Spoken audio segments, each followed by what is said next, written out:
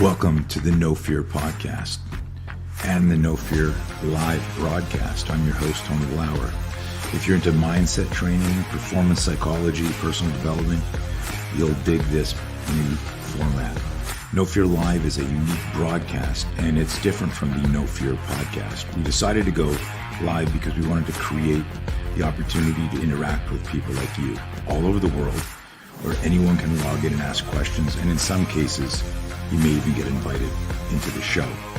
The great thing about the live broadcast is that it's much more personal for the listener. That's you. Remember, self-defense isn't always about a confrontation with someone else. The first and most important fight is winning the one inside your head.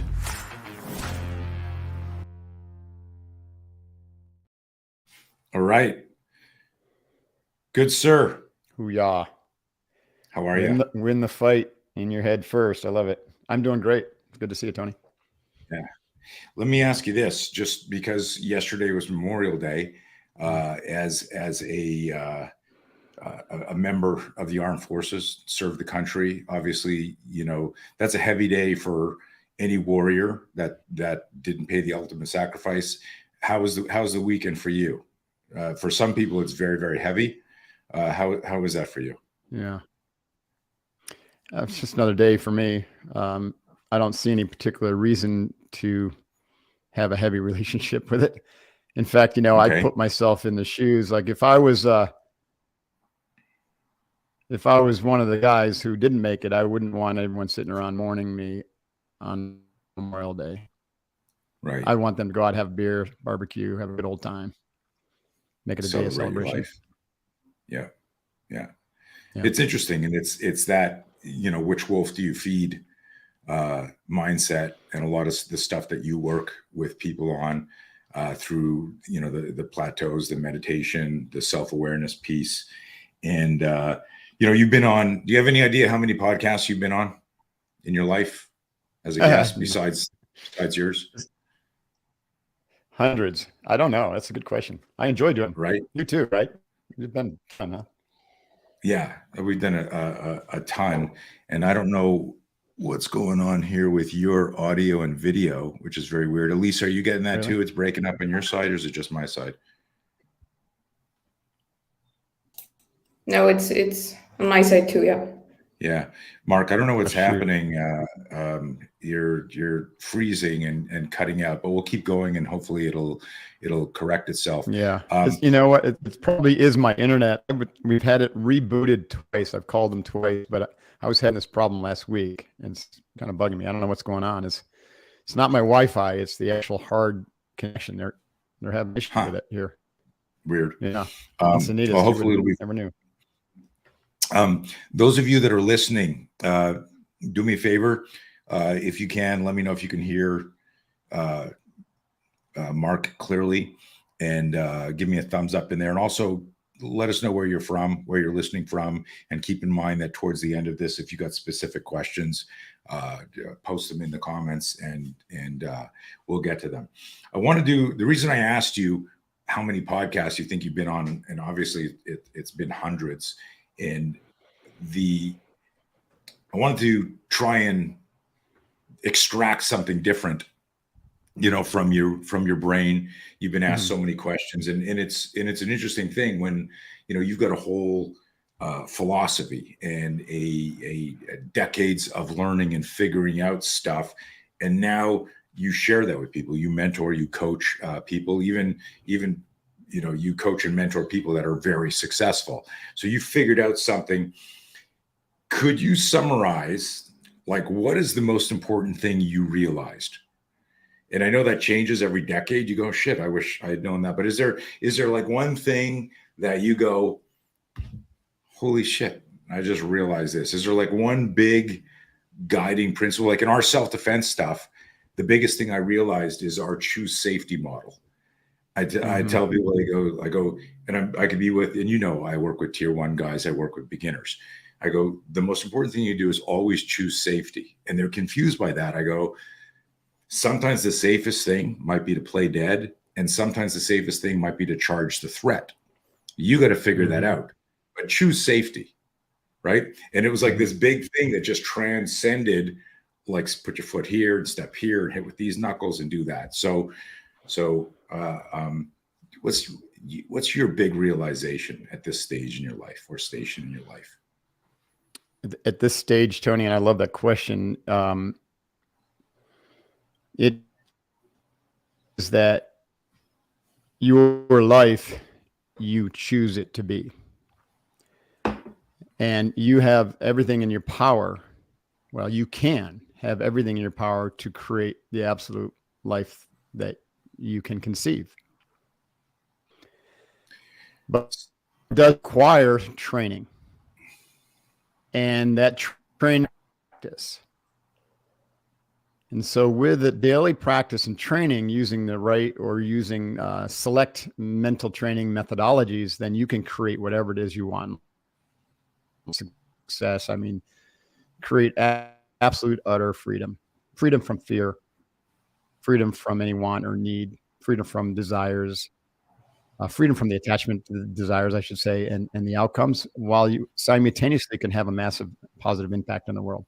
Which is what I think what everybody wants. They want to know that their life is meaningful, that it had meaning. They were good people. They accomplished something that they were put on this planet. And yet, your work has shown that most people can't do that because they're locked in fear. Right. And that fear expresses it in many different ways. But so, the way we say this in SEAL Fit training is you're capable 20 times more than you think you are. But there's no there. It's not like you hit that 20x and all of a sudden, you're done. It's like then 20x opens up and another 20x. Yeah, you're continually reinventing. So we have continually reinventing, but also continually expanding your potential as a human being.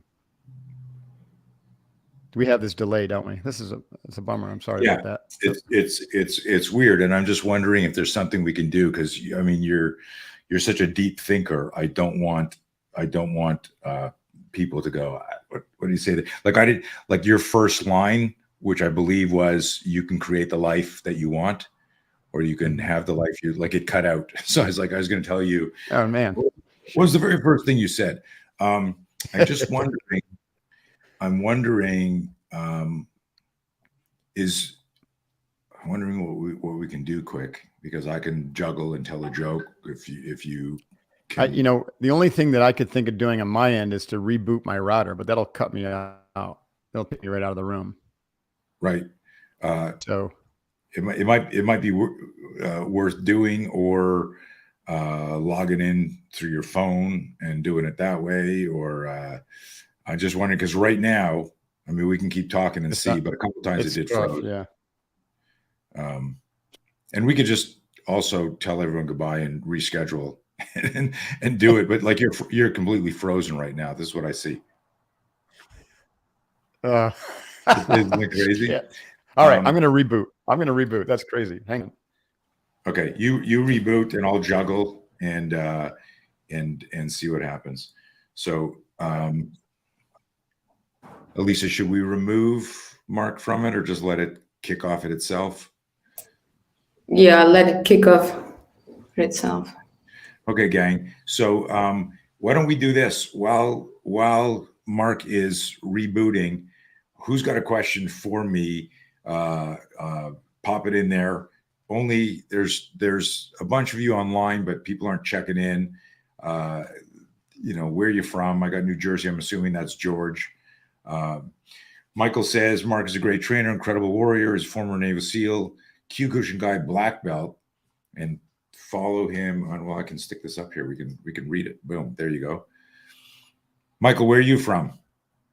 And have you had a chance to train with Mark yet, or you just follow him online? And anyone else pop in here while Commander Divine is rebooting his system. And if you've got other questions, one of the things that, he made that connection of, you could have the life that you want. It looks like he's back here. And we'll see. Testing 1, 2, 3. That was a fast reboot. Yeah, I don't know. We'll see if it works. Well, so far the audio is better. That's 100% for sure. Okay. Fingers Okay. crossed. Cool. Get this. So while you were away, somebody from Spain posted this. Oh no, not Spain. That Michael is from Soros. Oh, cool. Yeah, I think that's your mother logging in and posting. Well, he said credible warrior. I think he was meant to say incredible. Incredible, right? That's okay. Yeah. Well, He lost the he forgot the lost the the I in the translation. end. Nice. Now I didn't know you were Kyokushinkai black belt. I am actually not. I have a black belt in Seido karate, which is Okay. it's actually a child of Kyokushinkai. Okay. The quick story there is Tadashi Nakamura, who was the head instructor for the U.S. for Kyokushinkai. He was sent here by Masayama Okay. to head up and run the organization. He left it in the 70s to create Seido.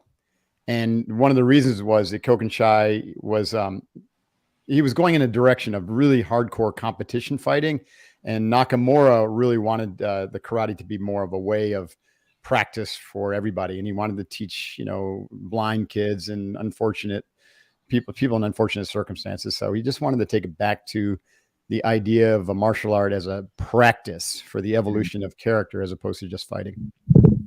I dig it. And martial arts has been. Tell us a little bit, or tell my audience, because I know you've been a lifelong martial artist. Yes. And it really got more, aside from obviously you're very capable hand to hand because of the influence of being in the military and doing martial arts. The application can't be lost on you. And this is a funny thing, just an aside, is like everyone thinks that every Navy SEAL, every Army guy is like a badass fighter. But if you're in a hand-to-hand situation in the military, a whole bunch of shit went to shit, right? Yeah, it's not a good scenario, right? Right. But let's talk a little bit about your martial art journey, because I obviously, we've known each other well over a decade now. I don't even know how long we've known each other. I think it's been longer than that. Yeah. Back in the early days of CrossFit, I think 2008, 2005, 6, 7, 8. Yeah. But what you've extracted from the martial arts have been more of the soft internal skills, meaning the mindset stuff. But talk about a little bit of your martial art journey, because most of the people who follow, my stuff are military, law enforcement, first responders, martial artists and stuff. But they'll be interested and curious about that. Yeah, sure. So I mentioned my first experience was with this Tadashi Nakamura, founder of Seido. I was his student at his headquarters studio in New York. I stumbled upon this studio when I went to New York after graduating from Colgate University, and I was getting my MBA at Stern School of Business. I was becoming a certified public accountant, which is a horrible choice for me, but I had to figure that out the hard way. At any rate, I was looking for something to do. I was a hardcore athlete at Colgate. I was a triathlete. I rode crew, and I was a competitive swimmer. And so when I got into that New York environment, Tony, I was like, did not like what I saw with all the suits. And I was like, okay, I am a suit right now, but I'm not going to be one of those pasty, plump suits. Right. So every morning I'd get up and run the park 6 miles, do a little stretching. Then at lunchtime, I'd go do a little, what we now know as a high intensity interval workout. This is way before CrossFit, 1981. And then, in 1985, actually. And then I had a little bit of time between when I would go down to NYU, which back then was at the old World Trade Center. So 7:30, I had to be down there for classes, night classes. So they would let us off around 5 at Cooper's and Library where I was working. So I was like, okay, that's a training block. And I was looking for something to do. And I had, limited time because I also had to get changed and get down to NYU. One day I was walking down 23rd Street to my home on 22nd Street, and I stumbled across World Seido karate headquarters. So that's how it all started. I went up there and I saw Nakamura, and I saw something in him that I'd never seen in another human being. And I learned what it was a few weeks later when I stayed to watch the black belt class on a Thursday night. And after the black belt class, I saw a bunch of 10 people, lights are turned out. 10 people were grabbing these little wooden benches, and they lit a candle, and everyone was shooed out of the studio. And I said, what are they doing? And they said, oh, this is the Zen class. Hmm. I was like, what's Zen? And then they pointed me to a book called Zen Mind, Beginner's Mind. And I read it and Suzuki. I was like, yeah. I was like, whoa. So I went to Nakamura, newly minted white belt. Didn't know my ass from a hole in the ground when it comes to the martial arts. And I said, can I do this Zen class? I noticed it was all black belts. And he said, sure, you can do it. So I started training both in the hard and the soft right from the get-go, where, we meditated before and after every class.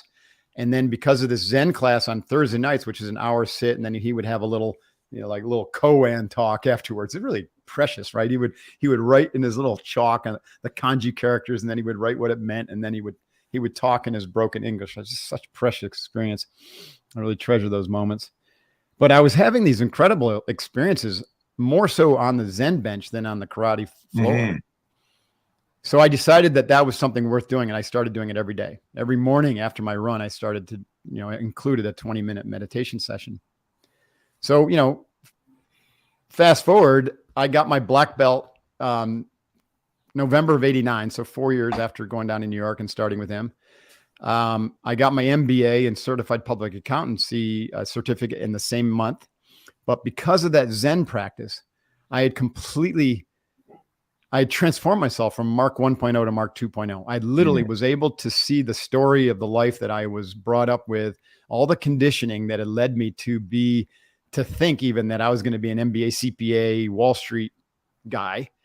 And I had developed the insight to see that was not the right story. And I learned to ask better questions and to reflect and to contemplate and to journal. All of this came from that Zen practice without any training, without any books like we have today, with no YouTube or TikTok videos to tell me what's going on. It was all self-inquiry and just the unveiling of my, this inner truth, this inner guidance system within me, which said, you're meant to be a warrior. You're not meant to be, a CPA multimillionaire here, at least this time of your life. So I threw it all away, or I walked away from it all. So that was my first martial arts experience. Now, the second interesting thing is, so I kept up. I got to stop Okay. you there. Okay. Yeah. So hold on a second. You got this whole narrative, that was society, your parents, people around you. You got to be rich. You got to work on Wall Street. You do that. You discover like Zen, which develops this self-awareness, which of course is everyone's superpower if they can continue to cultivate that. And then you realize, I'm not going to be a Wall Street guy. I'm going to be a warrior. How quickly from that, and what was that transition like when you told your either girlfriend, wife, parents? Because that's an amazing. I've never heard this story. This is an amazing transition, because it's literally like, I'm going to go join the Navy. Like, when did that happen? It was not a popular decision with the family or anyone around me. They thought I was absolutely nuts. I'd lost my mind. I was throwing it all away, is what my dad said. Throwing it all away. Yeah. And but I was so certain. There's too many. This would have to be a 3-hour podcast to unpack it all, right? There's a lot of nuance to it. It didn't happen overnight. It's not like meditation is not like, going and PRing with deadlifts, right? It's a very, very subtle process. You just have to be patient and just show up every day and do it. But there are sudden moments where you just realize that something shifted, that you just see things differently. You call it an epiphany or paradigm shift. And it's, sometimes you can have these explosive, really cool, mystical experience. But for me, most of it was really just like every time I would come out of a deep meditation where I finally got my mind to just stop chasing thoughts and I could just relax and surrender into non-thinking or mu, that no mind, I would come back with a gem, with some knowingness of like, oh, now I see. Yeah. So it took maybe 2 years. So I started this process and training when I moved to New York. So early 1985. By 1987, I was gaining this clarity and sense of certainty that I was heading down the wrong track fast. And I was asking questions about what next. And I still wasn't ready. I hadn't deconstructed all the story yet. And I was still like, I can't change this now. I look how much I've invested in my MBA and my CPA and, what will people think of me and blah, blah, blah. but I just kept on practicing. And there was a moment in time where I had that final, like, oh, like, and that oh was like, oh, I can't ignore this. This is my life here we're talking about. I have to follow this inner guidance or else I will be completely fucked in 20, 30 years. So you can say in a sense that I had my midlife crisis at 22, 23 years old, where I completely threw out everything that I have been taught, everything I have been led to believe by my family. And I said, that's not it. That's all bullshit. Let me interject here, because when we were having the audio problem, and I'm going to ask you to like restate that. Like I asked you what your most important realization was, and we have them every 10 years, but usually, but you had that super early. You said something to the effect that was cutting out that you can create the life that you want. That's right. I call that Mark 1.0. You could probably look at your life and see Tony 1.0, 2.0, sure. 3.0. Maybe you're up to like 8.0. I'm up to, I would say, broadly speaking, 3.0. Mark 1.0 was the condition mark. I was meant to be this. I believed everything, and I believed the thoughts, and I was my thoughts. So the most powerful benefit of taking up a meditative practice or a contemplative practice is you begin to see that story is just a story, and you begin to separate from your thoughts, and now you can observe your thoughts, and then you can see these patterns, and you can say, okay, that pattern is either working for me, it's not working for me. And when you look and you see all the patterns aren't working for you, you're like, okay, holy shit, I got to do something about this. Not everyone has that experience because maybe they made better choices, or they had different life experiences that led them in a direction that is generally in the right direction. For me, it was complete 180 degrees out. So Mark 1.0 was everything up until that point where I finally said, oh, that story is not my story. So I deconstructed it, but I didn't have anything to replace it except for this growing sense that I was meant to be a warrior. It's not like I suddenly started to see Navy SEAL scenes running in my head. Like I didn't know anything about the SEALs. Right. In 1987, there were no movies, and Charlie Sheen hadn't jumped off the bridge yet. Right. We didn't know anything. So I was just open. I was learning to just open and to accept that there's something new emerging out of this. And so this is where Mark 2.0 came to the forefront, where I was like, okay, what I did in the past wasn't working. So let me try some new things with my mind, right? Let me not believe the stories. Let me continue this practice of opening up and surrendering to, what's emerging inside. What is the true Mark Divine, or the higher self, or the true self really want for me? And it kept telling me warrior, warrior, warrior. And then one day it led me, this is where synchronicity comes into play here. I'm walking down the street, just like I walked into Nakamura's studio, just completely out of the blue. I walked past a Navy recruiting station, not looking for a recruiter, not thinking Navy SEALs, just kind of like in my little wine mongering mode. And there was this poster, and the top of the poster, it said, "Be someone special." And it had guys doing some pretty cool ass shit, free falling out of the plane at 30,000 feet, and they had the little guys in the submarine and the sniper in the hide site. And I was transfixed by this poster. I was just like, whoa, that's it. That's me. That's what I'm supposed to be doing. And so long story short, the recruiters tried to dissuade me. I went into the enlisted recruiter, said, listen, it should be an officer. I said, you don't want to be an officer. I said, I want to be a SEAL. I said, you don't want to be a SEAL. Those guys are baby killer assholes. You don't, that's like, right. You're trying to deter me. You had the poster on the wall. Right. They do. It's like sizzle on the steak. They know that most will never make it into SEAL. So they just want you to sign up anyway. So I said, no, I'm going to do that. And finally got a Navy officer recruiter, backed me to put a package in. And he was very clear. His name was Nick Philippone. I really respect this guy. So Nick said, Mark, you're coming in as a civilian, right? And if you got in, you would go through officer candidate school, and then you want to guarantee to go to SEAL training. I said, yes. He said, it's very, very rare. Oftentimes they'll do 1, maybe 2 a year, because most of the SEALs, all of the SEALs in the officer program either come from the Naval Academy or reserve officer training, out of school. So I said, let's do it. Put a package in. This is my thing. This is what I'm going to do. So we did. Now, most people will know that military spec ops, especially the SEALs, like it's, you don't just say, I want to go and then just go and show up. Like it takes a long time. And there's a lot of prep, a lot of other things that happened. So I just went back to my training and went back to work and kept on. Now I shifted my mental focus from not sure what I'm going to do, but I think I'm supposed to be a warrior, to like, now I'm going to be a Navy SEAL.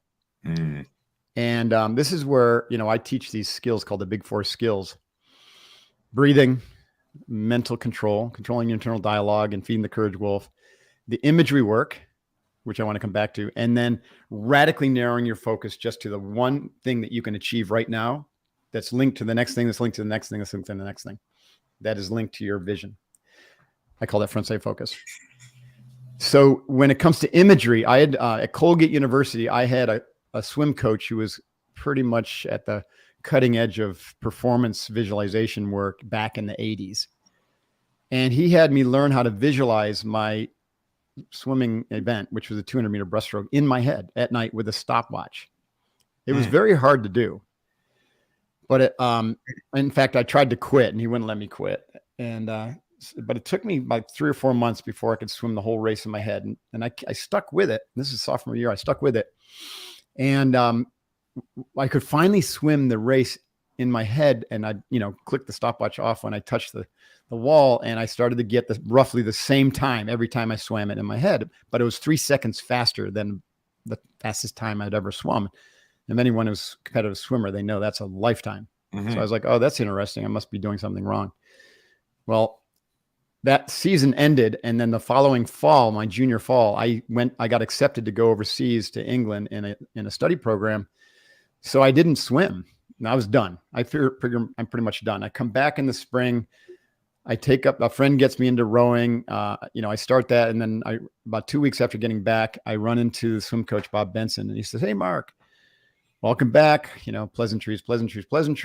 Hey, oh, by the way, we've got our state championship next week at Colgate. Here at Colgate, do you want to get in the pool with the team?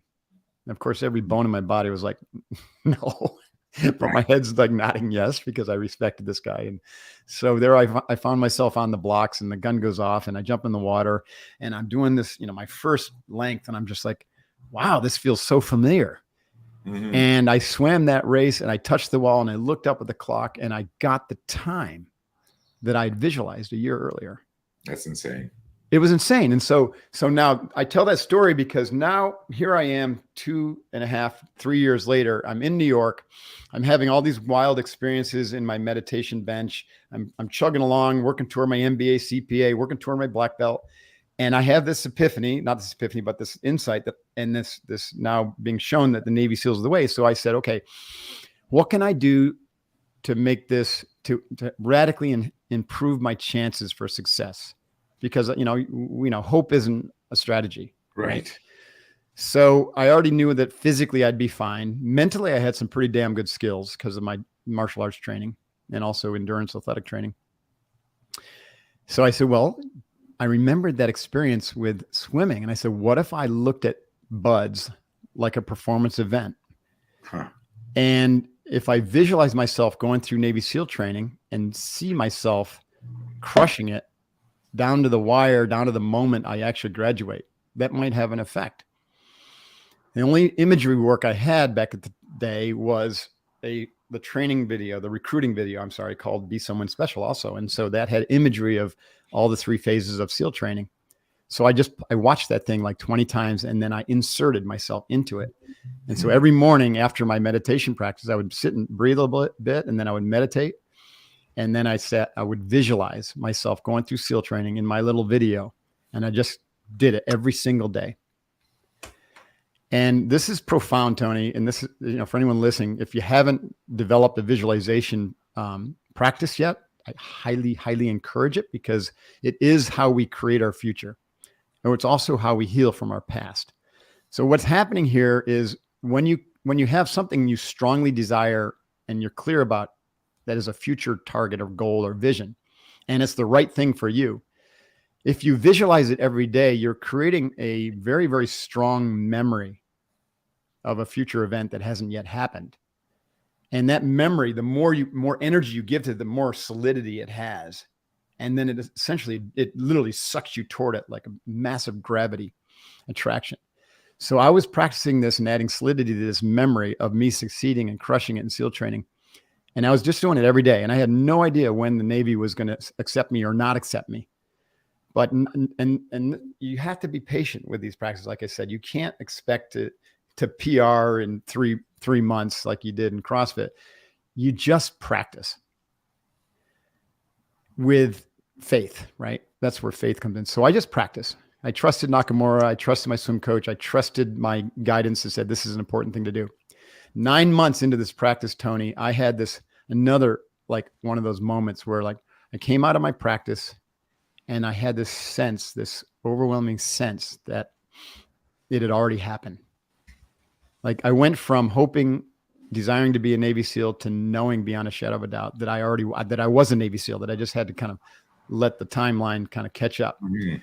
And literally 2 days later, Nick calls me and said, "You're not going to believe this, Mark, but you got one of the 2 billets. Congratulations," to go to SEAL training after Officer Candidate School. That was profound. That was profound.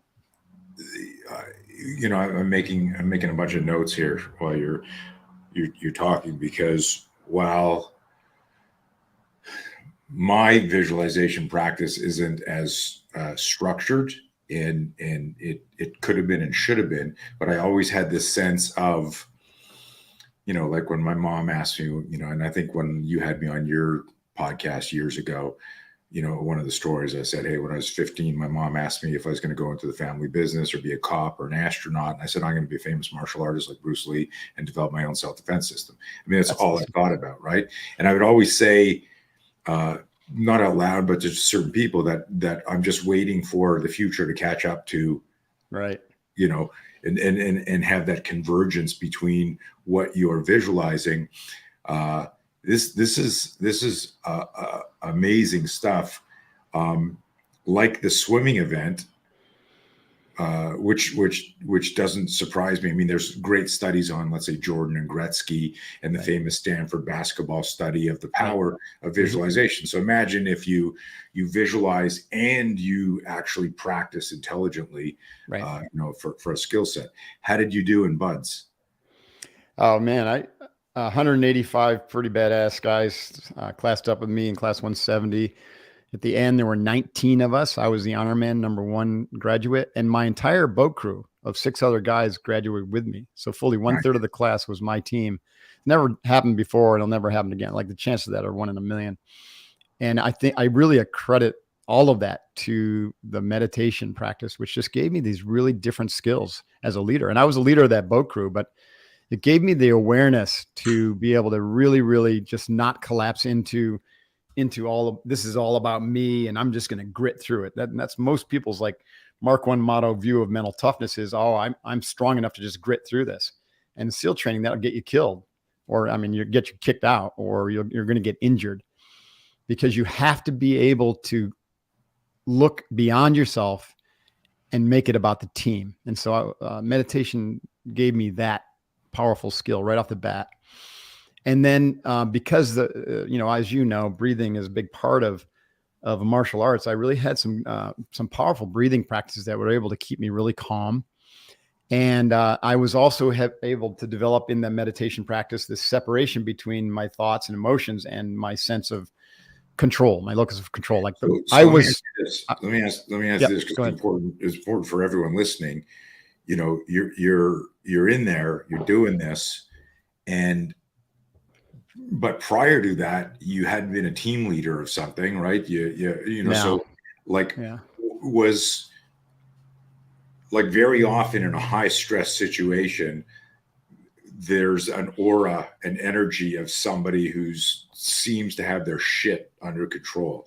So a lot of this other stuff, did everyone immediately kind of like look to you and like you were naturally the leader?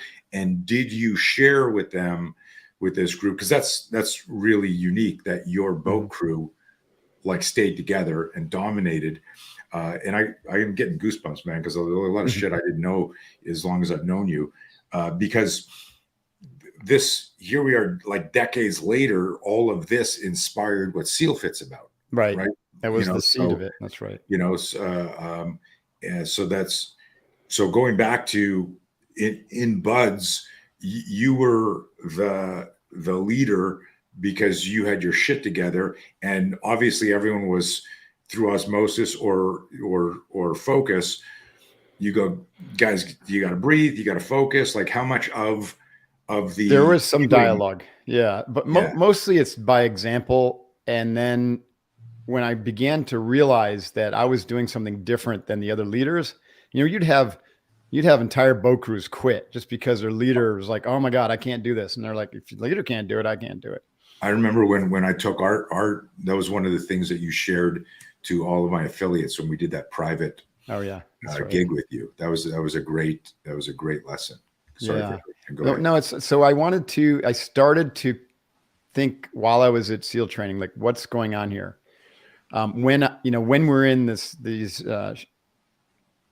that's a SEAL fit thing. Sorry. Yeah, no, yeah. When we're in the shit storms, like when the instructors are masterful at just like really getting under your skin. They say SEAL training is not physical. Ultimately, it's not even mental, it's emotional, because these instructors who put thousands of students through, they really can find your weak spot.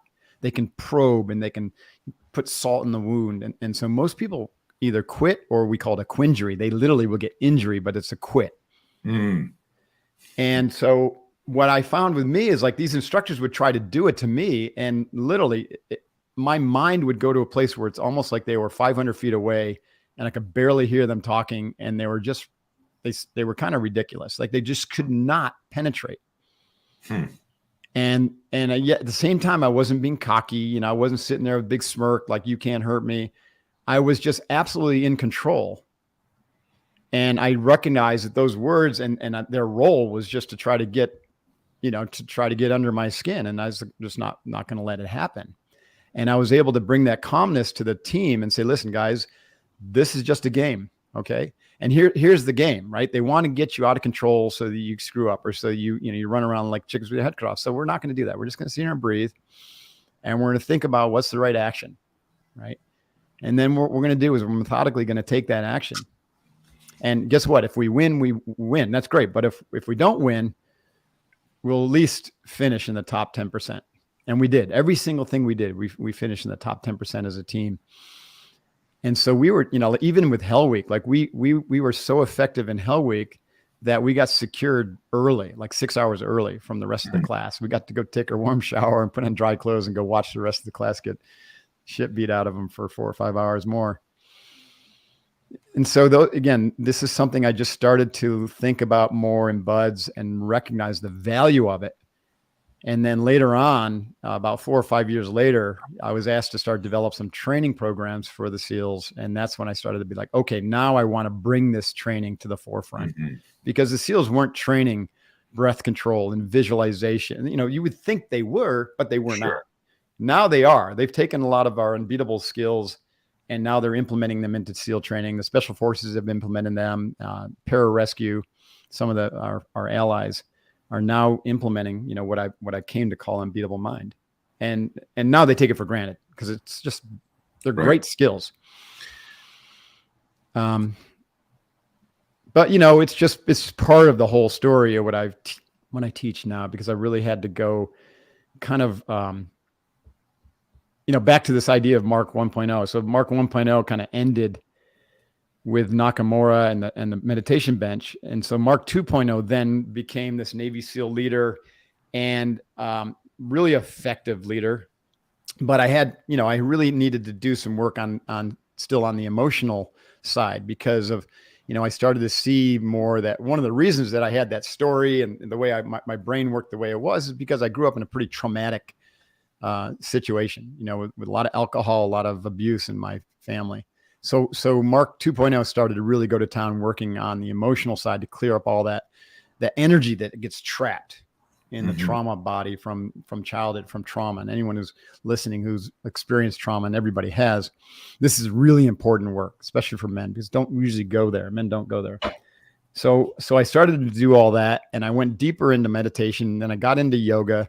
My martial arts journey, let me go back to that just and stop me anytime. But when I got into the SEALs, back then we were training in something called SCARS. You remember SCARS, Jerry Peterson. Sure. Special Combat Aggressive Reactionary Systems, based on Sansu Kung Fu.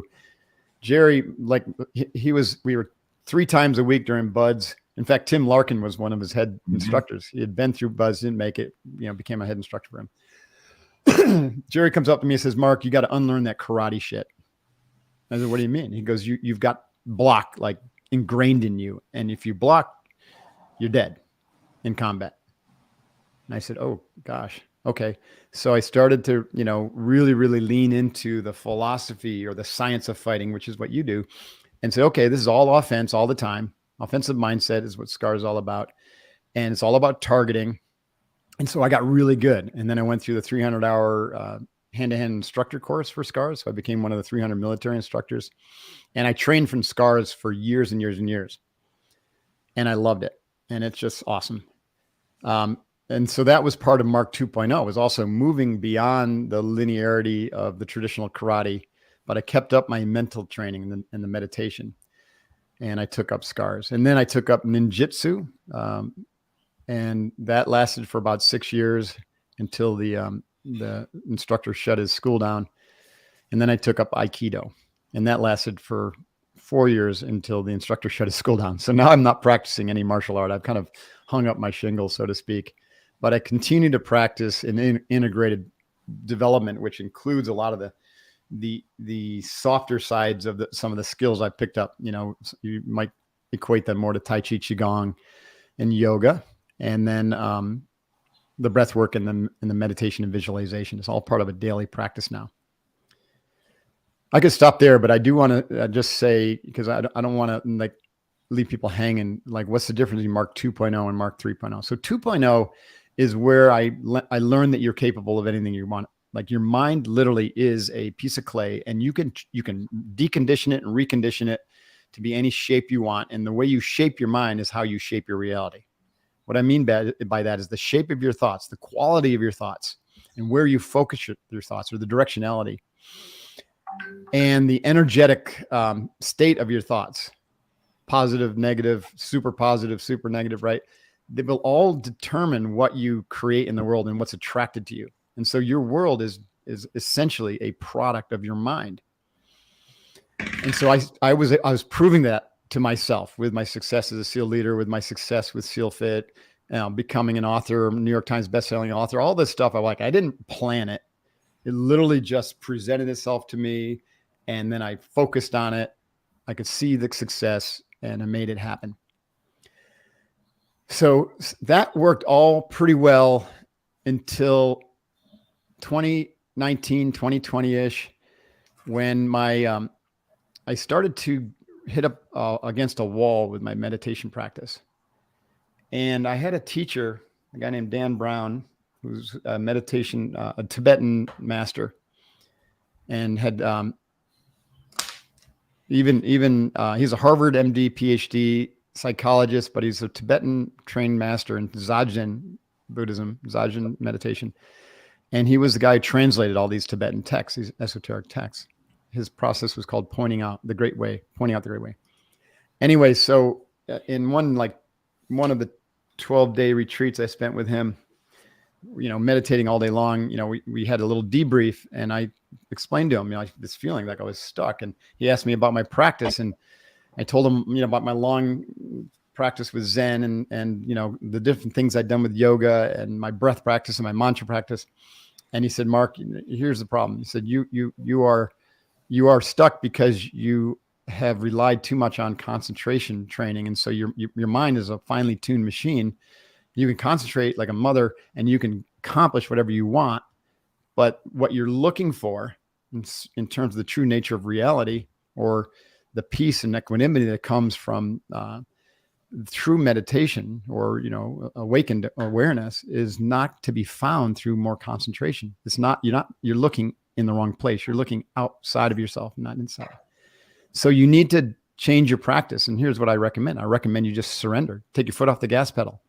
Just release and let go and surrender. Stop trying to effort anymore. Get yourself out of the way. And so I started to do that.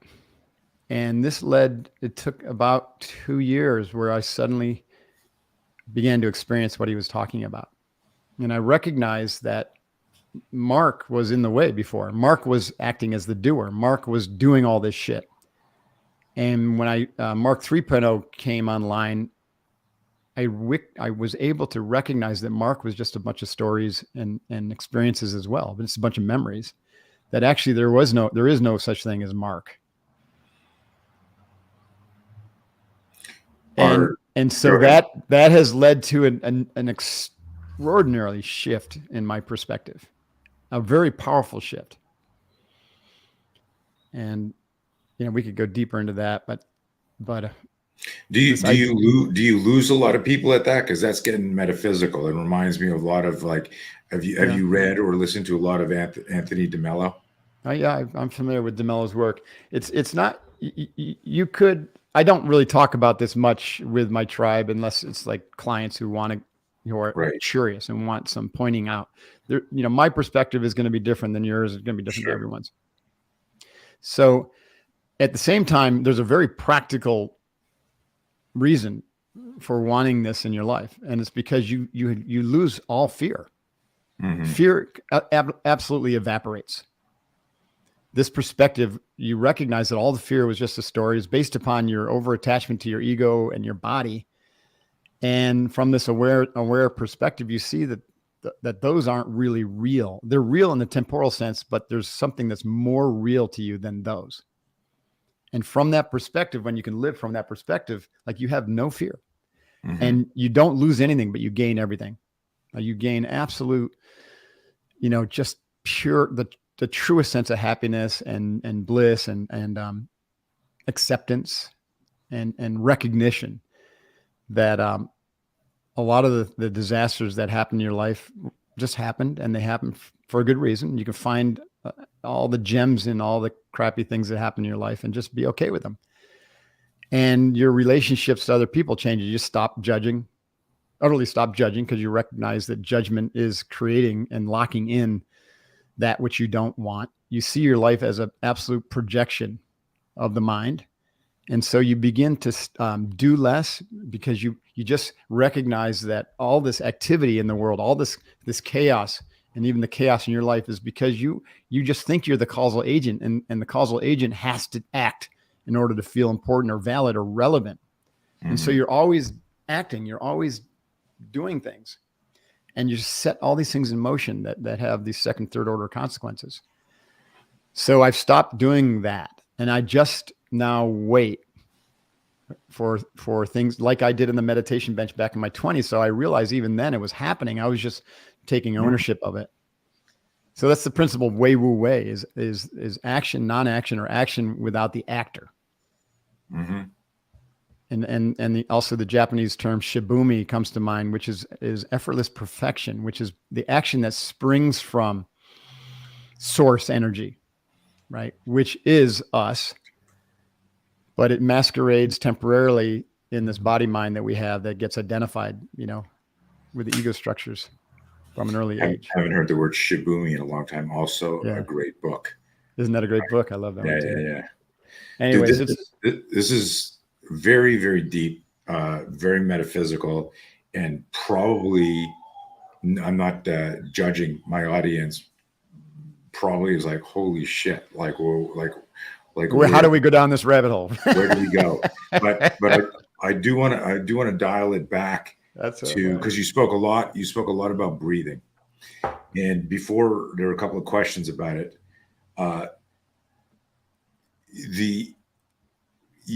It's like the yin and yang. You can't have an effective meditation practice without proper breathing, because breathing is meditation at a certain level. But a lot of people don't understand this whole idea of of trying to control their thoughts, which is not what it's all about. And then getting to a stage, 2.0 and 3.0. But there were the question I had for you, and then there's a question about specific breathing. I'm going to pop up here. What do you think of all the things you do? Like you have a daily practice, right? This morning I got up. I'm in, 63-year-old athlete that was, let's go light back in the 80s. was let's fight as hard as we can. There was no warm up. There was no foam roller. There were no cross balls. There was no, prehab friggin' shit. You just went. And so I've got lots of chronic pain and scar tissue and shit like this. And so this morning, Jess is in bed and I'm up early, getting ready to go walk one of the dogs. And I'm like 20 minutes into my just warming up my body, doing Aldoa nerve flossing and then some yoga and some foundation. And she rolls over and I'm like, got a light sweat on. I haven't even left the room yet. And I went, I can't believe it takes me 20 minutes to get her, just to walk like a human, just to get her to the room. How long is your daily ritual? Like you got to go catch a flight, but you're going to do something. I'm not talking about like hanging out for an hour and just going deep. Like, what's your ritual like? Well, I try to do this. I try to do my ritual every morning. The only time I would miss it if I have to catch an early flight, which I'm doing less and less. So I wake up and I immediately start my breathing practice, even while I'm still in bed. So I start box breathing and I start managing the quality of my thinking. So it's breathing and meditation are hand in glove. It's the same, right? It's just a practice. So it's a tool. So what, the point with meditation is to understand what the tool is and what it's going to do for you, why you're going to do it. So I have a practice called first words. And so I as soon as my mind regains, what you would call consciousness, I begin to curate the quality of the thoughts that are coming in with some mantras and just making sure that, they're really positive and purposeful. And I'm not immediately going to get, some default mode network thought stream interfering. So I'll lay and I'll box breathe and curate those thoughts for a while and just kind of move into a really nice mental state. Then I'll get up. So that takes 15 or 20 minutes, depending upon the time. This is before I get out of bed. And then I'll use the restroom. I'll drink a glass of water, usually 12, 16 ounce glass of water to recharge the battery, to top it off. And then I come back and I continue with some journaling and some imagery work. So I have I have a description of my vision written out that I read along with some other things, my purpose, my passions, my vision, some other, things that are inspiring to me. And so I'll read those and then I'll visualize, right? What I call my future self. So all of that can take, half an hour to 40 minutes. And then my wife and I, she's got her own version of stuff. And then we've got some things that we read. And then we meditate again together. And that last meditation is what I was talking about. I learned from Dan Brown, or I, adapted my own version, which is complete non-efforting, getting into the spacious awareness of pure awareness, as opposed to, literally moving beyond the mind to be able to watch the mind. Super wild. And so I'll do that for 20 minutes. And so this has become so important for me, Tony, that it's a non-negotiable, right? So I don't schedule any appointments before 10 o'clock in the morning. And I will allow something at 9, but it's got to be really important to go, to show up before 9. Then we'll make our smoothie and we'll head down to our training center and we'll do yoga. We do a half an hour of yoga. I do this together with my wife, and then we'll do our workout, a physical workout. And then I'll do a sauna and a cold plunge. Nice. And that's my morning ritual. And my body feels phenomenal right now. And I probably didn't beat it up as much as you were, but was a Navy SEAL for 20 years. Yeah, so. yeah. In some ways, way more. But the daily practice of yoga, which I've been doing now for almost 20 years, is just a game changer. But Nice. I've learned to do it where, I don't go to a yoga studio. I don't, that takes too much time.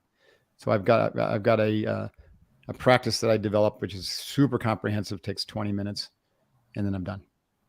It's all the joints and all the spine, everything really nice and limber. Well, you look good. I'm not thanks. hitting You too. You've done that before. Let's go to a couple of questions here, and because they're breathing related. Carter, who's listening from New Mexico, Texas area, he asks this, and I'll pop it up on the screen here. What is it about box breathing specifically that you feel is the preferred type of breathing during meditation? I suppose I mean this technically. And the reason I'm reading it, Mark, is not because I don't think you can read. It's just some people might be listening to this on Spotify or Apple or whatever. But go ahead. Well, box breathing is simply breathing in a square pattern or box pattern. And I'll usually cue it as inhale for 5 count, and through the nose, deep diaphragmatic breathing. Inhale for 5 count, hold your breath for 5 count. Exhale for 5 count, hold your breath for 5 count. So what happens with this practice, it's a very powerful practice. What happens is you get all of the arousal control benefits of any breath practice. Any nostril diaphragmatic breathing practice is going to massage your vagus nerve and activate the parasympathetic nervous system. So over time, what that does is it keeps you in a really nice homeostatic balance, because most people who don't have a practice to activate the parasympathetic, they get into a state of hyperarousal and they're not even aware of it. And so they overcompensate with alcohol, coffee, and exercise, for at least our ilk, or overeating and other distractions, because we're all in a state of hyperarousal. So we've got to manage that, because you literally, the pathways for sympathetic nervous and parasympathetic, the parasympathetic gets frozen off in our culture if you don't have a practice to constantly reset it and massage it. So you're doing this arousal control, but now because you've added this pattern, which requires you to really concentrate on it, right? You can't be just wandering around mentally, or else you just forget to do the holds, and the holds take an element of concentration. So now you're training your attention control. You're controlling your attention to stop wandering and keep coming back to this box pattern. And you're training yourself to hold your attention on this box pattern for longer and longer periods of time. So it's a threefer. You're getting your arousal control training, attention control training, and your concentration or sustained focus training. So I like to have people do this as their foundational practice, not doing anything else fancy with their mind, until they can hold this and maintain this practice for 60% of the time during a 20-minute session or more. And it takes some time to do that. And also honesty, right? Right. So this box breathing practice is a container for those 3 practices. And then you can add the visualization at the end, and you can also add a mantra. So you can say, okay, inhale, hold, my mantra from Buds, I'm feeling good, I'm looking good, I ought to be in Hollywood. Exhale, hold. Feeling good, looking good, ought to be in Hollywood. So now you're starting to work with the internal dialogue. And what that does is essentially you're planting like a new soundtrack in your head that eventually over time, the energy of that soundtrack is going to override any negative conditioning you had. The coulda, shoulda, wouldas, I can't, so I don't think I'm good enough. All those patterns or that trainings is, because you're not giving it attention, starts to atrophy. And you're now giving attention to this much more positive dialogue. I call that starving fear by feeding courage. You don't overcome negative conditioning by focusing on negative conditioning. This is like why talk therapy often doesn't work for people, because you're just focusing on the traumas and you're just giving them more energy. You've got to move beyond it and bleed that energy off. So that's a 4th way this practice is really powerful that I use. And so we have to look at it both from a physiological and a psychological perspective, because your brain is both biology, physiology, and psychology. So the arousal control is going to work on your entire nervous system, but it's also going to calm your brain down. So what it does is it takes your brain, which is in hyperarousal, which is going to be in high beta or gamma, and it settles it down. So your brain waves will actually calm down into that high alpha or low beta state, which is ideal for clarity and creativity and decision-making. So you're training your brain to be constantly activated into that alpha low beta state just through this practice. And over time, all it takes is a few rounds in order for your whole body and your mind to go into that clear, calm space in which you can make better decisions. So that's why I think the practice, it's a stacked practice. And if you do it effectively and you stick to it and you do it every day, it's way more important to do 10 to 20 minutes every day than it would be to do like 2 hours on the weekend. Just like, Right. just like practicing a skill like a martial art doesn't do you much if you just go to a seminar here and there.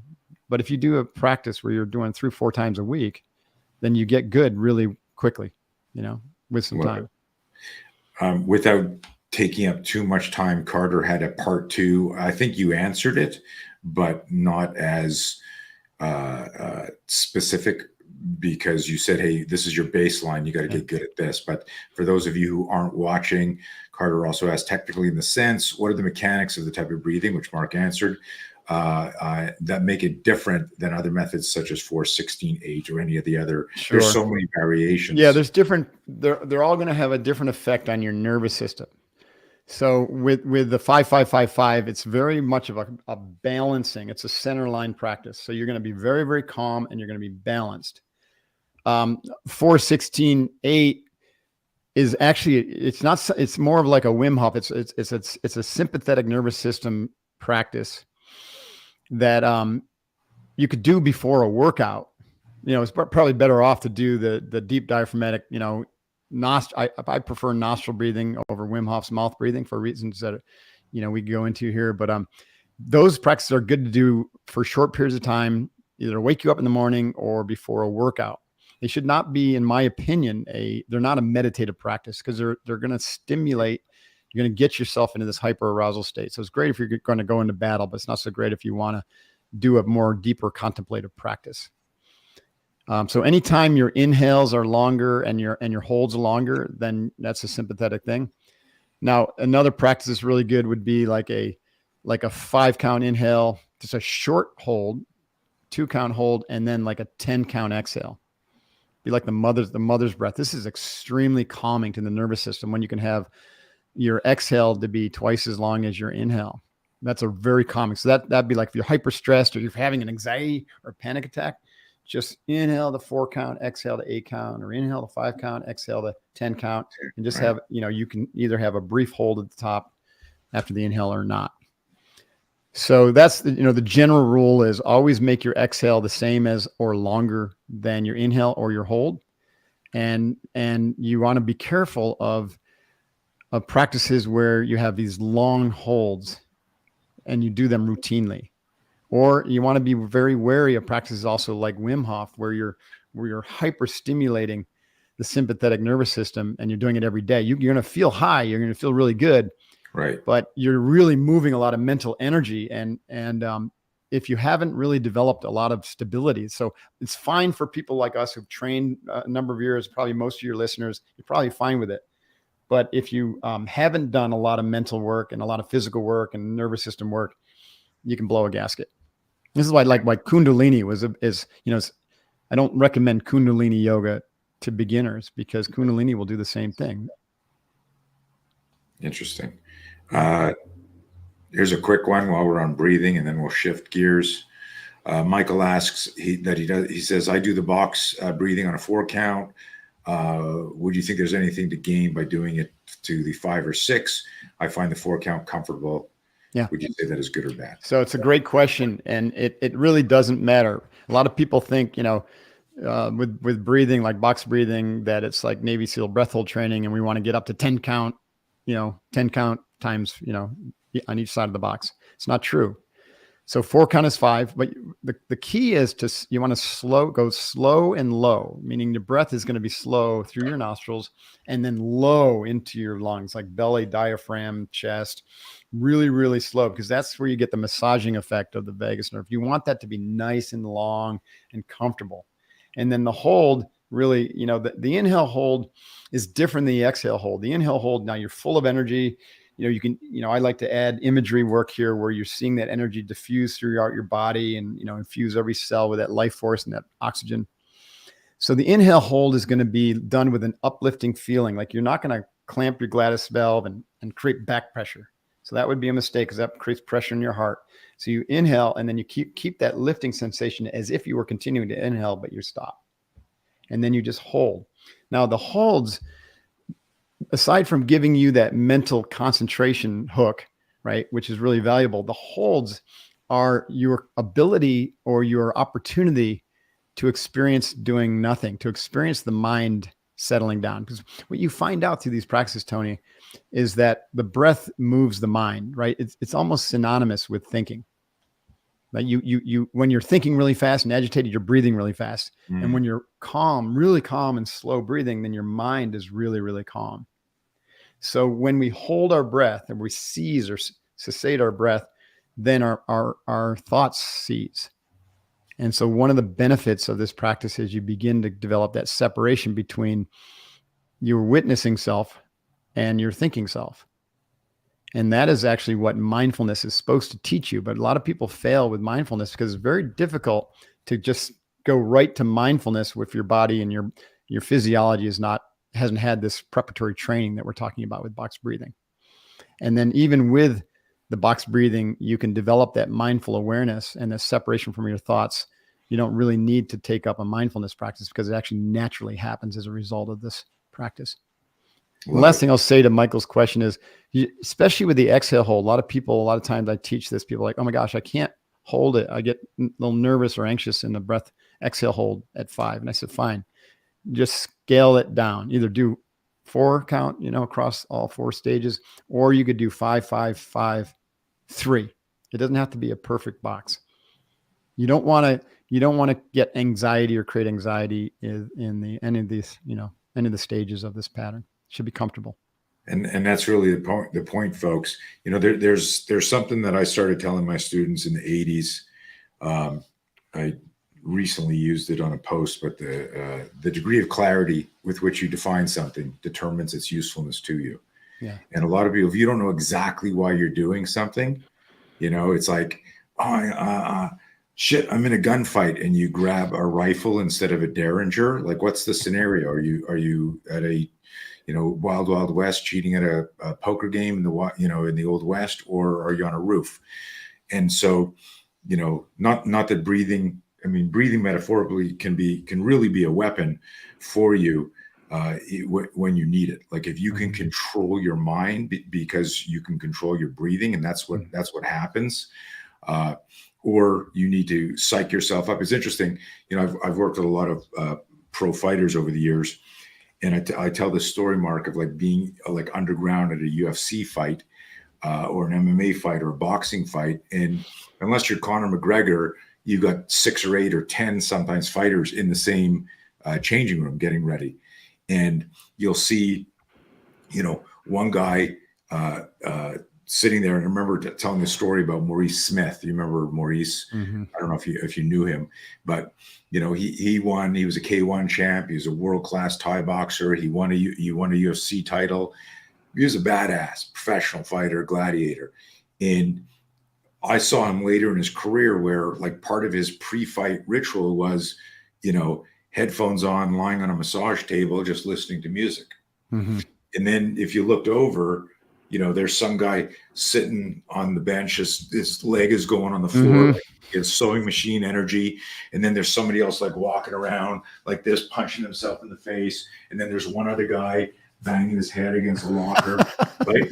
And you could see, and I would explain this to people, like when I'm mentoring coaches, I'd say each person here is doing the ritual they need in their mind to prepare for the fight that right. they're going to experience. But if I went in and I said, look, guys, let's mirror world-class success.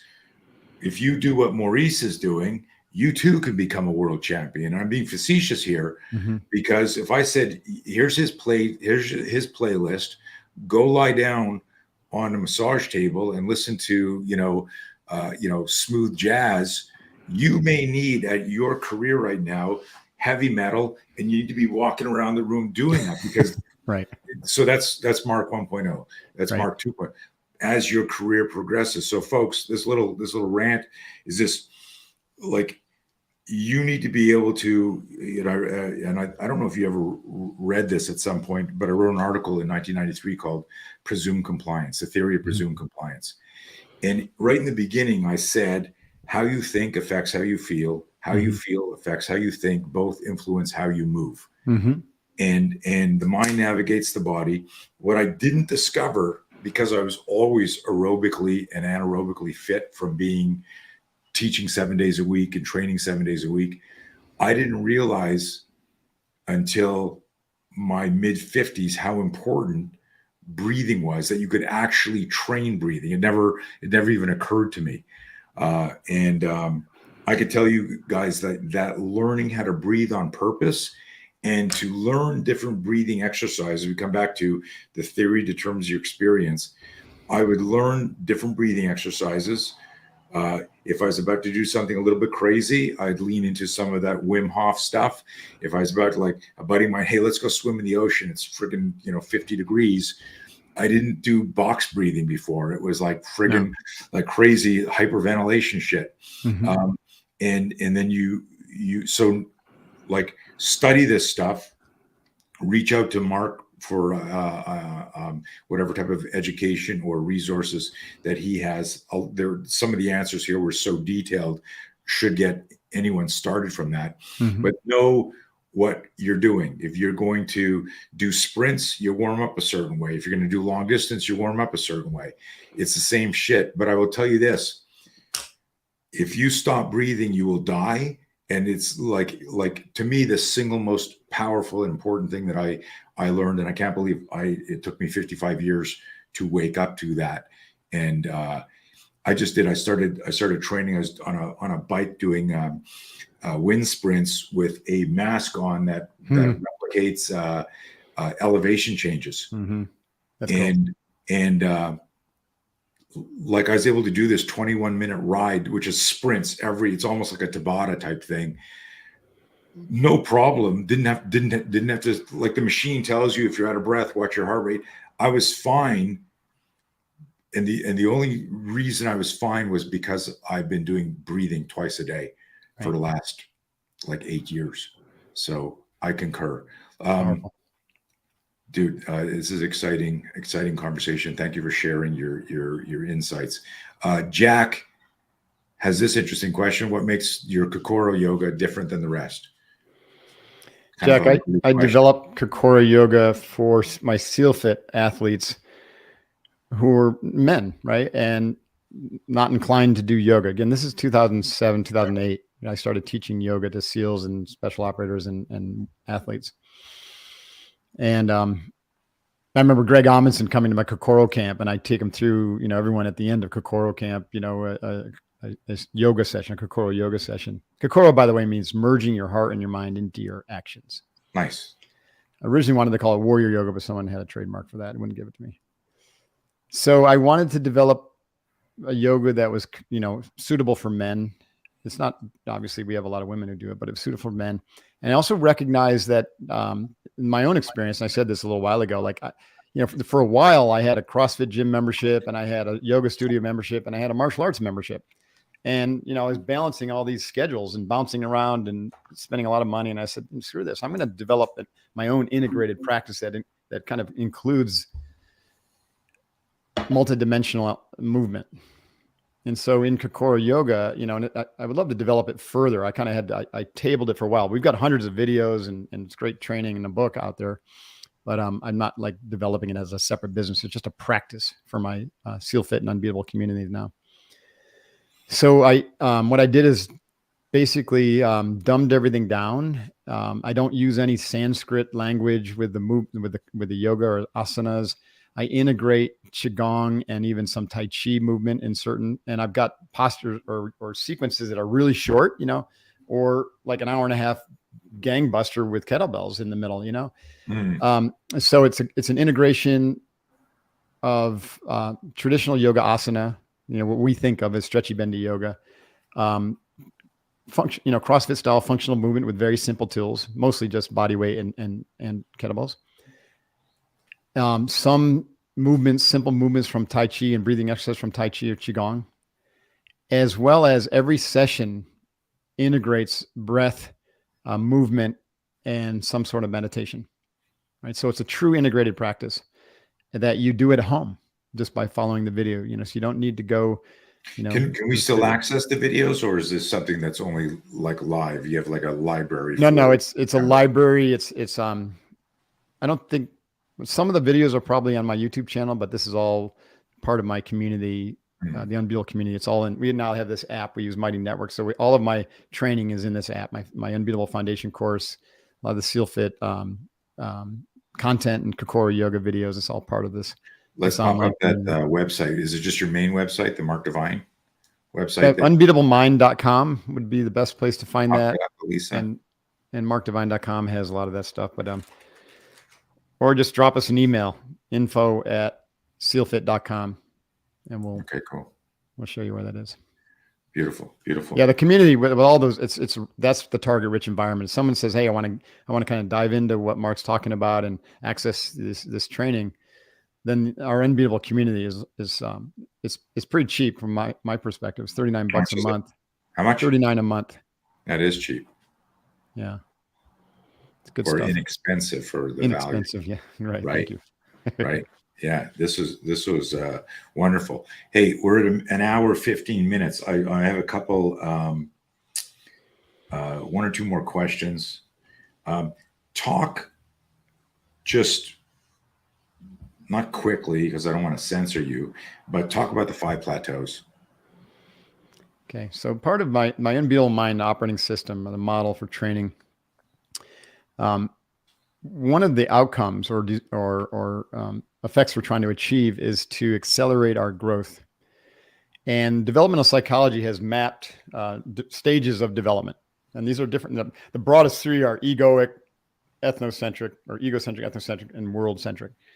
But they've been broken down into everywhere up to 9 or 10 even different stages. So the 5 plateaus are essentially my simplification of a Western developmental matrix that it can be both used as a map to guide your development, as well as a tool to understand your relationship with others. And so the 5 plateaus are the first plateau is survivor. And the survivor is like a lot of people during COVID, or if you grow up in a war-torn area, you literally get stuck at this plateau. And this is where like martial arts or, kind of like the sheepdog mentality becomes very, very helpful to be able to claw your way back into courage, because fear is the dominant energy of the survivor plateau, because you truly are collapsed into just like, holy shit, I don't know how to get through this thing, whether it's a major disease or an accident or, a street fight. The second plateau is called the protector. The protector plateau is like the realm of the bureaucrat or even the freedom fighter or even the military member. It's like really protecting something that's important to us, protecting our family, protecting our tribe, country, or protecting your beliefs, right? And so staunchly religious people are protector plateau people, bureaucrats. Now, again, there's no judgment, and these aren't a hierarchy. These are like more like nested dolls. We all have them. We all have these energies inside of ourselves. The point is to grow beyond, to transcend, but include the positive aspects and not get trapped in the negative or shadow aspect of each of these plateaus. The third plateau we call the achiever. So most entrepreneurs and a lot of listeners here, technical experts, PhDs, MBA, CPAs out there, doctors, lawyers, they're in this achiever plateau. This is where, you want to put points on the board. You're looking at achieving success, banking some money. But there's a shadow side to this too, because, as we've seen, you can do it either at great expense to the environment or to your own balance and body and get burned out. And so we want to make sure that we engage with the achiever in us in a very healthy way and don't let it cripple us. The fourth plateau we call the equalizer. So the equalizer is where you're kind of becoming much more world centric. Like if your achiever has a big dose of equalizer, you're probably more of a social entrepreneur. You've got a kind of a save the world mission. You're going to be into the green movement. You're probably going to be more aligned with this current administration than you were with the Trump administration, which is probably more of the protector plateau.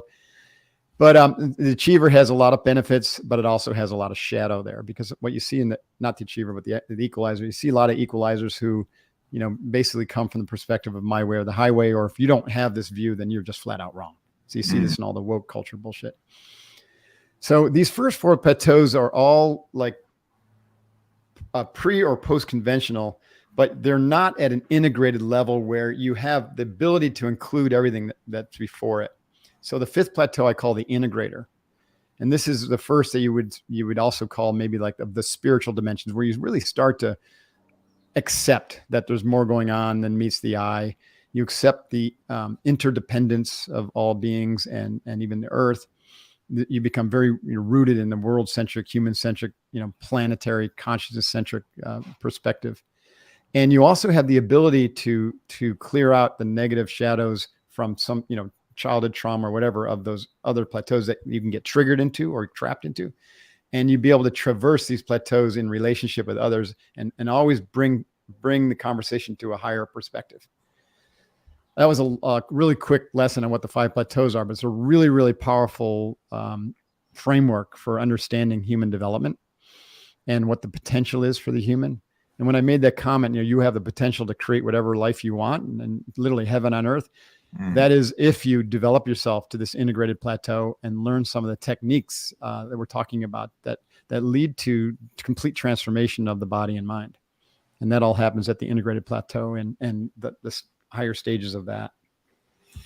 I don't know if there's anything to this, but where my wild brain went is this idea of box breathing while contemplating the plateaus. Yeah, that'd be a nice practice. Yeah. Because of just where, because I see parts of me in each one. Yeah. In each one of them, even at 63, where, something will happen. I go like, I want to do this. I got to do this. No, I'm afraid to do that. Or like, let's make the world safer. And the point is everyone has a center of gravity. So as you were thinking, you might have said, well, my center of gravity is still the achiever, and that's fine. There's no judgment here. You want to dislodge that center of gravity and transcend. It's transcend to the integrator where you can then manifest the most positive aspects of all these energies that will exist in us, right? So that when the fight does come, you don't suddenly collapse your perspective into like the fear-based, tactical fighter. You're still able to bring your tactics and maintain your calm and breathing, and you win the fight without engaging in the fight, because you truly win in your mind before you step foot in the battlefield. That's the integrator plateau. That doesn't mean that you're not going to have survival mode moments in your life. You will. It's just that when you come to those survival moments, you maintain that higher level perspective and inclusiveness, so that you end up with better solutions. And also, like I said, it's great because everybody, even cultures or organizations, can stabilize or get stuck at these different plateaus. So it's very helpful as an analysis. If you're going to go into a meeting, or if you're looking to acquire a company, or to engage with a company, like to just lean into like where do they stand on this perspective? Are they operating at a level that makes sense? And if they're not, I want to engage with them appropriately, so that I don't get sucked into that energy or any negative aspects of that energy. Dig it. Okay. This is an interesting question that I have, and it'll be our last official question. And then I got one more question for you. But the last one that is, and you sort of answered it, but in it, because I wrote this stuff before our talk, obviously, and it makes me think about what you intuitively did in Buds, where you became the leader and everyone looked to you for leadership because you had an emotional, psychological stability from your more so meditative than martial arts, because there's a lot of good martial artists that don't have that stability because they don't have that. So my question was this: after training hundreds and thousands of people over decades, what do you believe is the driving force or defining characteristic that separates winners from quitters? Not losers, but quitters. Because you've got, and that's why, like, when I reread it right now, I realized, like what you said, of like how many people were left after Buds. They weren't losers, they were quitters. They were still elite athletes. They were still like badasses. They just couldn't hack the emotional, psychological duress of Hell Week and other training. But now, like, you're now mentoring and coaching people, and a lot of the people, like, I know people who've done your program, like, these are elite athletes, elite business people coming to you for guidance, and you'll be saying, and I don't know your personality, I've known you long enough, you don't tell anyone what to do. You're an options facilitator. I like to use that word. It's like, these are the things, right? Right.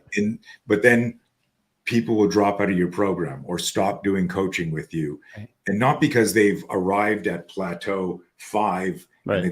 and you go, well, you don't need me anymore. Off with you. Go conquer. So to go back to this, you've got such a diverse audience training with you now, and no doubt a lot of people stop for various reasons. Let's assume it's not financial or health. What do you think is the defining characteristic between somebody who stays the course versus a quitter? So on that point, everyone on this planet is a study of n equals 1. And so success is found through self-inquiry, self-proof, right? So someone who comes into this program and doesn't finish or quits my program, generally speaking, I would say almost in every case, it's because they're approaching it intellectually. They're just fascinated with knowledge, and they just want some knowledge. And so they consume the knowledge and they're like, I got this. And then they move on to the next shiny thing. Mm-hmm. And this is a huge mistake, because there's a big difference between knowing and knowledge. One of my favorite quotes from Suzuki was, if you know yourself, you know everything. But if you try to know everything, you'll know nothing. And a lot of people in our culture have been taught that more knowledge is better when it's actually not. So find one path and stick with it. And the path is to know yourself. But there could be 1,000 different paths to know yourself. So it's possible they just weren't attracted to my path to know themselves. But it's more likely that they downloaded the program and they read it and they tried to consume 12 months of content in 2 weeks, and they said, oh, I got this. I understand it all. And then they move on, and they don't. Right? Because they don't know. Knowingness comes through practice, through internalization, through proof. And another aspect of that, another way of saying that is part of this training is to teach you that this world is your world. What I mean by that is there's not a single world out there. There's 8 billion worlds. So if you want to improve the world, the only way you can do it is improve your world. That's what I mean by being a study of n equals 1. Improve your world. Well, how are you going to do that? You have to develop physical, mental, emotional control, deeper awareness. You have to turn the flashlight within and to know thyself, like they said in the Oracle of Delphi. And then you can curate the world that you want, and then that world will show up in short order. And then you're like, it's like Gandhi said, you got to be the change you want to see in the world. Mm-hmm. That's kind of one of my new mantras is for my community is let's be the change we want to see in the world, but let's do it at scale as a community, a growing community. Because if we're all thinking positively, feeding the courage wolf, we've got a positive view of the future beyond whatever chaos is happening in the next few years. And we see the sameness in everyone versus, pointing out the differences and fighting about them, then there's a certain tipping point where a global population of 100 million or something around that, thinking, believing, acting, voting with their feet in their pocketbooks that way, guess what? Then you'll see the consensus reality start to change. It's like you don't like, if you don't like something, going out and fighting it actually just makes it worse. That's just why, like, the war on drugs made drugs, problem worse. The war on poverty has made poverty worse. The war on terrorism has made terrorism worse. So you have to put your energy in exactly the opposite direction and change your world. That's heavy, man. I dig it. Me too. Yeah. Okay. Well, that seems like a wonderful saving the planet Earth and all the people on it. Sounds like a good place to stop this conversation. Is that all you? That's it. That's it. Just easy day. Like a plan to save the world. Is there your world, right? Is there anything else you'd want to share? Anything that you're going to get off and go, I wish I'd said this or done that. I mean, First of all, thanks so much for doing this. I love talking to you. It's so much thank fun. You're awesome. You've been a good friend for so long. Is for everyone to just calm down, like just stop freaking out about everything. Just, it is what it is. And there's always going to be, times that seem chaotic, and there's always times that seem peaceful, and whatever's happening right now will pass. But a lot of people are freaking out in the world, and they're scared. And my message to you is just stop, control that fear, win in your mind before you step foot in the battlefield every day, and just watch that your world will change, and stop listening to the freaking news. It's all bullshit. I haven't watched news. I don't know if you're like that. I haven't watched news or plugged into network news for over 25 years. I don't even watch TV at all. And people are like, you're going to watch the game this week? And I was like, no, I don't, because I just don't like the commercialism and all the mental conditioning that's happening.